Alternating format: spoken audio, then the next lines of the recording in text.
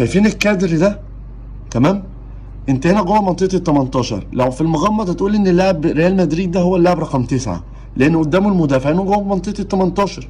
لكن لما اجي اوسع الكادر الاقي مين هنا؟ بيلينجهام اللي هو مين؟ لاعب رقم 5 اللي هو مين اصلا؟ لاعب خط الوسط داخل منطقه ال 18 يعمل ايه؟ علشان يجيب جول. روديجر بيلعب الكوره العاليه اللي هي دي، بيلعبها لمين؟ بص بص بص، بيلعبها لمين؟ تتوقعوا بيلعبها لمين؟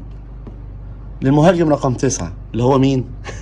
لاعب خط الوسط بيلينجهام. بصوا الكرة،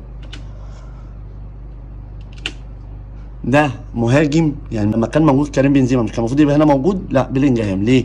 عشان يستلم الكرة ويجيب جول. بص بص مين هنا؟ ده بيلينجهام. مين المفروض يبقى مكانه هنا؟ اللاعب رقم 9 المهاجم، ده بيلينجهام. وراه مين؟ المرمى اللي يجيب في جول. هنا ده مركز لاعب خط وسط؟ ما اعتقدش. جول جول.